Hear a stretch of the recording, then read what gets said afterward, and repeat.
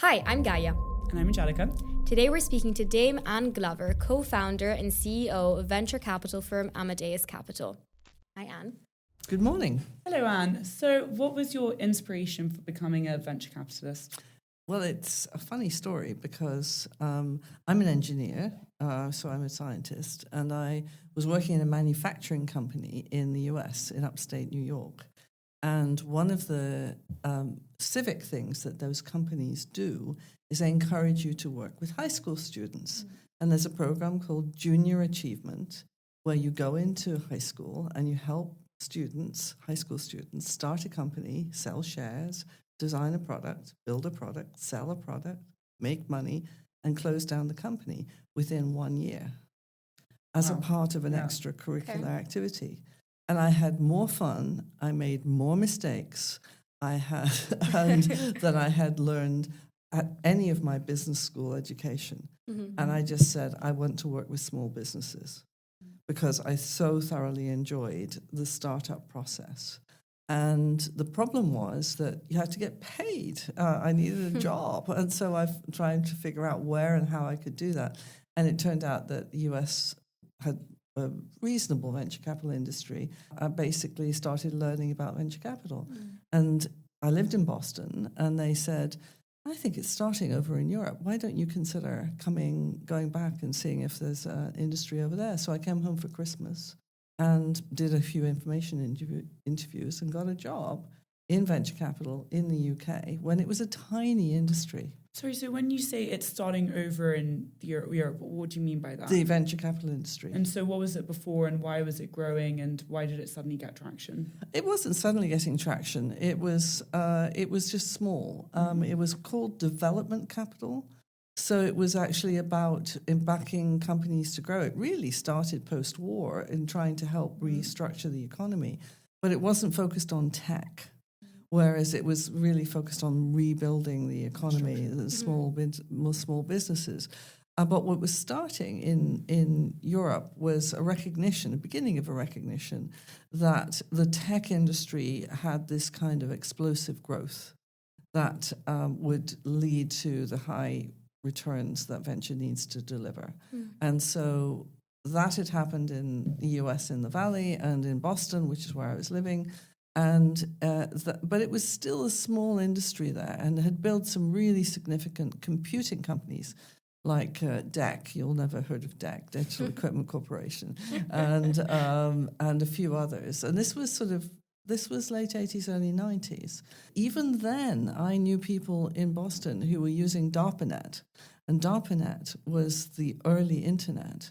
And they were saying there's this thing coming called, that you can communicate over networking, and it's going to make a big difference. It was there and pregnant. And I was an engineer, and I was interested in what tech could do to change the world. And so this seemed like a good convergence of technology, my interest in technology and small business. How many years had you been working in engineering roles before you came to this conclusion? 10 years. 10 years, okay. So I'd worked 5 years in manufacturing and 5 years in consulting. Mm-hmm. So I had done very classic sort of graduate programs and learned a lot about big business. And I decided that I really didn't want to climb the greasy pole of big business because it was a lot about power, and it wasn't politics as well. And politics. And I was much more interested in product and people, like individual people, not thousands of people, but actually helping them figure out, how to contribute in small teams that were really effective. And so this was a discovery. It was a journey of discovery that I had gone on. And, I think people thought I was a bit odd, young British woman over in the Midwest for a while running a machining line in Indiana. I mean, it is a bit weird, but I discovered a lot about myself through that process.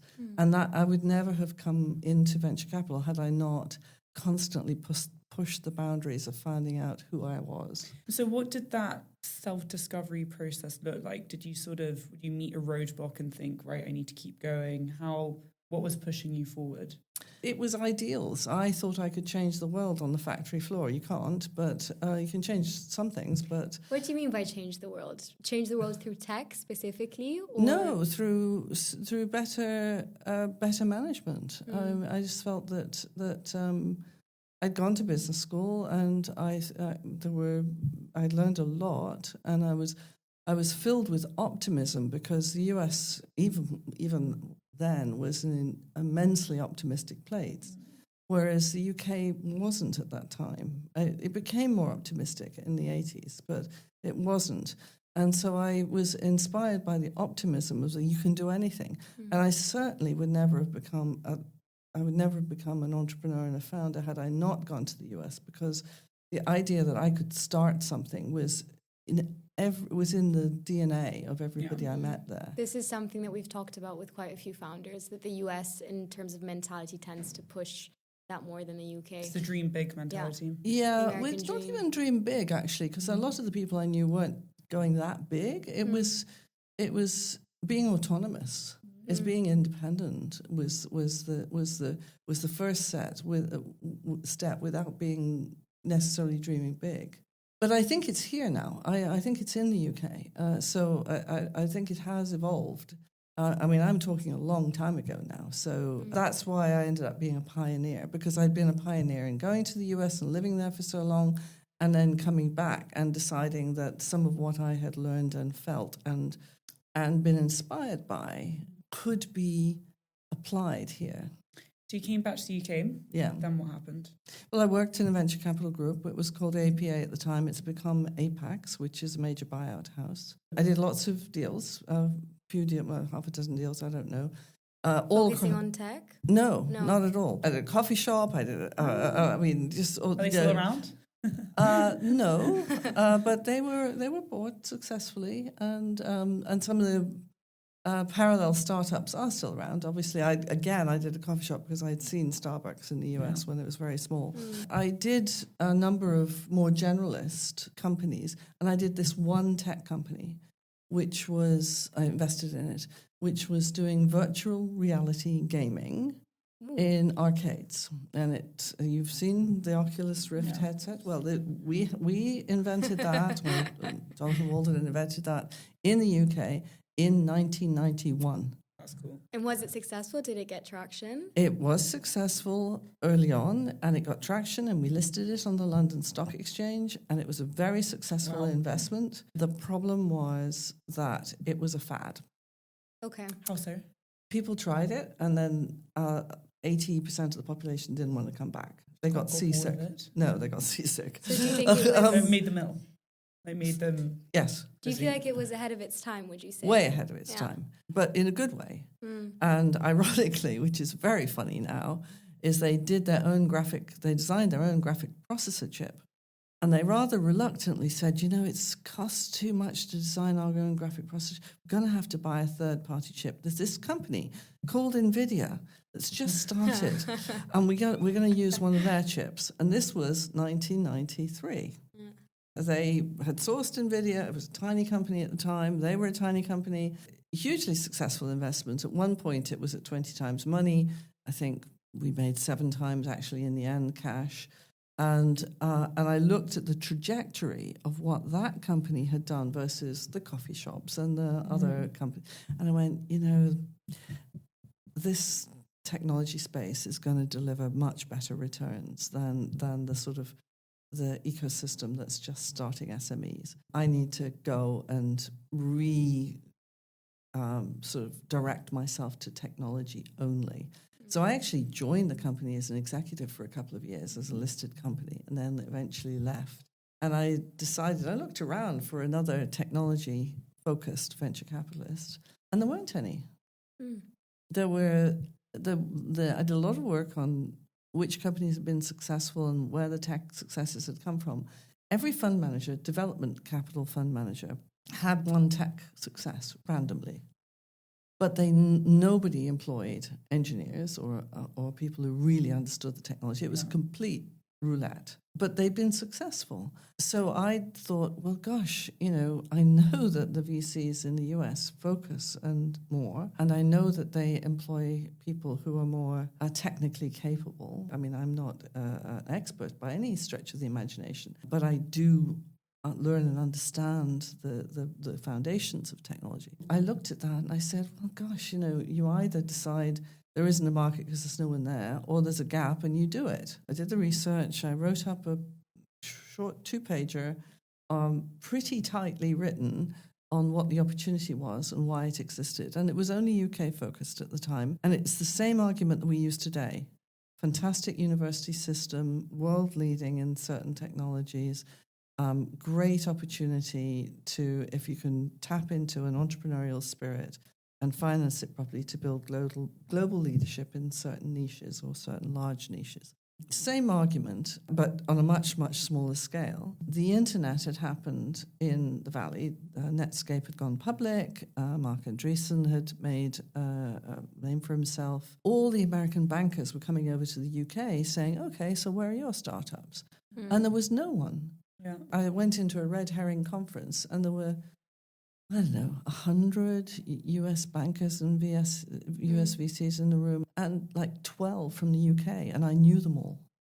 And I went, blimey, So I wrote it up, started going around pitching it to investors, and they all looked at me and said, yes, yeah, you're credible. Yeah, you've got a track record. You need a partner. And I went, oh. Why is that, do you think? Was it? Oh, because rather sensibly, nobody will back an individual for a 10-year money. Makes sense. Yeah. So I then had to go and find a partner. What was that process like? Well, I talked to lots of people and said, this is what I'm interested in doing and why. And I bumped into my current partner, Hermann Hauser, at a lunch. And I said the same to him that I'd said to lots of other people. And he said, oh, I believe in that opportunity. I want to do that. And he said, I had that idea 10 years ago. And I said, yes, and you haven't done it. So he said, well, let's work together for a while and see if we get along. And I said, okay. And so we worked together for about 18 months. I wasn't sure whether it was going to work out because he was so different from me. In what way? He's one of the most brilliant technologists I've ever met. He's a visionary. I need it because I don't have that long-term vision that he has. And he sort of just consumes information about the roadmaps of all these companies so that you actually see how they intersect and move forward. That deep scientific understanding and of where the technologies are going, and I mean plural, biotech, physics, materials. That was complementary to me, but he couldn't focus. He was on 29 boards, almost provide some structure around his business angel activity. And I thought, oh gosh, can I work with someone who's so unstructured? As brilliant as his thinking is, he's dyslexic, and so doesn't write. So who was going to do all the writing, all the documents that needed to be done? It was kind of, okay, can we deal with this difference? He came along with $5 million from Microsoft, who was setting up a research lab in Cambridge because they wanted to embrace the business angel community, which he was the pillar, really the main person. I had $5 million from a Dutch group that wanted to expand into the UK, and we eventually said, okay, we've both got 5 million, let's put it together as 10 and let's go on the road. At the time, because the market was right and the energy had really come over from the Valley to the UK, we raised 50 million in 6 months. Now, today, that's actually quite hard. But, people said, I'll never, but it was just timing. And so that's how we got our first fund. And I remember the day it closed, and you'd written all these documents, you worked so hard, and you've done what you set out to do. And the first close wasn't 50. The first close was, I think, 20. But we were on our way to 50. So you sign all the documents and you send out a drawdown letter, and suddenly the money arrives in your account. And you're going, oh my God, it's happening. It's real. It's real. It was a stunning moment when everything closed and suddenly the money arrived. Did you feel a lot of pressure? Did a lot of pressure come with that? Or do you feel like that fueled the pressure because the money had arrived? Yeah, or? because the money had arrived, because now you had So to now do it's time to something with the deliver. money. No pressure. I was excited. I had lots of ideas about what to do. There was no surprise. I mean, we had been pitching it for a long time. We knew exactly what we wanted to do. What I felt pressure on was returning the capital. Yeah. It's really, really easy to do a deal. People think, oh, gosh, I've done a deal. It's really easy to do a deal. You write a check. It's not difficult. It's really hard to do a good deal. That you've got the pricing right, you've assessed the people well, you know that the opportunity exists. It's really hard to do a good deal. How do you do a really good deal? What are the skills that you as an individual need, and what are you looking for that makes up a great deal? It's not one thing. Most deals fail, so you actually have to have pretty much everything right. You also have to have mitigation on the risks that you know you can't answer. So what you're looking for is obviously a great founder and possibly founding team. What makes a great founder? They have to be visionary, high energy. They have to create followership. They have to be a magnet, attract people to their vision. They have to listen, which many founders don't, and therefore be willing to learn because there's a long journey ahead. First-time founder, it's their ability and willingness to listen is a huge, huge skill set. And then this sort of adaptability, and it's not just listening to us as investors, it's listening to the market, listening to the customers, listening to the employees. It's this sort of ability to absorb and adapt according to what is happening around them. And it's this capacity, which is a very rare capacity, to have a long-term vision and be able to execute in the short term. Can you be a visionary and manage the detail? Well, if you can't do it directly, you better have someone around you or as a partner who can. Have you ever been in a situation where you thought that the founder had very good potential, but you felt like they needed someone by always. their side? And so how often do founders actually listen to you when you tell them that they need to find a partner? Some people do, and some people do it as a sort of protocol, and it doesn't work. And sometimes we force a partnership on a founder, and it's not worked, and it's our responsibility. We've made the mistake. So it's not obvious. I mean, I think there's probably one time we've backed what we call a man and a plan. Mostly there's more than one person already. And it's risk management, and no individual, no matter how good they are, will cover the spectrum of skills. It just doesn't happen. This complementarity point, which can feel uncomfortable because you're working with someone who's very unlike you in the nicest possible way. There were people who wouldn't back myself and Hermann because he would basically say, he's a geek, she's a suit, they won't get along, they'll fall apart. Now, we've been partners for 28 years. It's actually because we are so different, but our values are the same, our objectives are the same, our vision is the same. So what are your successful investments? What do they look like? Globally successful companies that generally got bought out, which is the shame of it. I can give you 3 examples that were early on, and we've got ones in our current portfolio as well, but they haven't exited, so sometimes you don't want to curse them with talking about them. Cambridge Silicon Radio is a leader in Bluetooth. Everybody uses Bluetooth. They had a single chip, low-cost Bluetooth solution, which was much better and more efficient, lower cost than anybody else's in the world. The US didn't think Bluetooth mattered. They thought everything was Wi-Fi, didn't think Bluetooth had a place in the ecosystem. They weren't investing in it. We did. We built it out. It listed on the London Stock Exchange, was eventually bought out by Qualcomm. Still, I would imagine that technology and the architecture, it'll have varied, but it was the global leader for a long time. Another in DNA sequencing was a company called Solexa, again, spin out from Cambridge. Cambridge Silicon Radio wasn't a spin out from Cambridge, it was a spin out from a consulting firm in Cambridge. It had a new approach to DNA sequencing, which was 1,000 times faster than the one that was initially used to sequence the human genome. And we knew that if DNA sequencing could be brought down in cost, it would transform healthcare. But it has come down, and Solexa's technology, as imaging technology essentially, has brought the cost down to less than $1,000 now.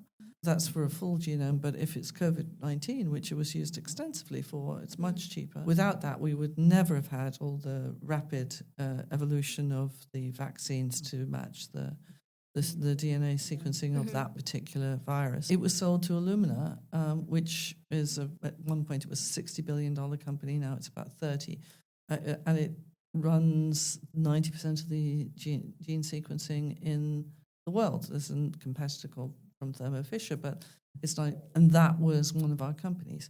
So we end up having to sell them before they grow on necessarily to global success. And the other example from a while ago was a retinal diagnostic company called Optos, which images the back of your retina. Is that for recognize people like a fingerprint, or what's the use for No, that? it's a diagnostic. Okay, it's for It's the health of your retina. Okay. Clinicians understood, but nobody could see, was that disease starts at the edge of the retina. So you don't catch it until you're almost blind, and that's too late. So retinal detachments, diabetes, diabetic retinopathy, you name it, all happens at the edge, but you can't see the edge because you were looking in with a slit lamp or some other form. This instrument does it with a flash, very clever engineering, is effectively a receptionist can lead you as a patient to it, and you can do it yourself. This is transformed the detection of retinal disease globally, and it listed also on the London Stock Exchange and was eventually bought by a Japanese company, Nikon. It's still functioning very profitably as one of their divisions. It still manufactures in Dunfermline, in Scotland, and you will see it being advertised by Boots on TV now. Shout out. I will keep my eyes open for that. Now, to give you an understanding, Boots is finally rolling it out. Now, this is 2025, 24, 25. That company was founded in 1996. That's mental. Is it because of regulations? Regulation, it's clinical verification, it's building the capacity, it's all of the things that are required to build a business. Yeah. So these aren't overnight successes. You might see them as overnight successes, but they take a lot of business building, recruiting the right people, figuring out the right channel to market, figuring out the right business model, pricing strategy, you name it. So is the same logic where it takes 20 years to roll it out? Can that also be applied to the AI space and what we're going to see in 20 years' time from now? No, that's moving much faster, but it's only moving faster because there's so much money pouring into it from the megatechs. That medical healthcare equipment does have to go through clinical validation, which AI does not. But surely they will get to a point where it's going to be regulated, don't you think? But not in a way that's going to stop innovation. Yes, I suspect it will be regulated in a sort of safety kind of sense. US is pretty much the Wild West on this stuff. So I'm not convinced that... I think we're happily in the middle when I say we, the UK.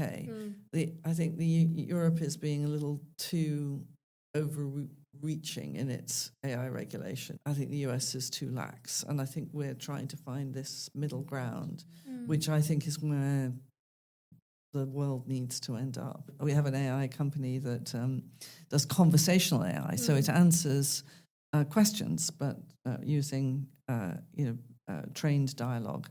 And it's is it written or verbal? No, it's verbal. It's conversational. So it's used by lots of what would be previously call centers. So customer contact centers. So if you're booking a table at a restaurant, or you want to know where your FedEx package is, or you want to know what your bill is, and it's hugely successful. Again, Cambridge spin-out, conversational AI. The clever thing about what they've done is that it reaches back into the enterprise so that it can actually answer the question. So it's not just the dialogue, which is a conversational interface. It's like, I understand what you're saying, I can reply, but it can actually go and get the information to answer the question. And so you can complete end-to-end questions, queries, 70% of the time using just a computer, and that just transforms customer contact. So anyway, very successful in the US and the UK. But at one point, the EU registration would have had to require the interface to say, you are now about to talk to a chatbot. I remember that on the sort of helplines. It's like, how are you going to destroy the customer experience except by having something like that? We don't have that. US doesn't have that. And so the rollout is going extremely well. If you think about the companies that you've invested in the past that didn't end up being as successful as you hoped they would, are there any mistakes that you wish you hadn't made or any things that you would have done differently? Lots of them. We rarely make a mistake on the technology itself. Okay. That almost always works.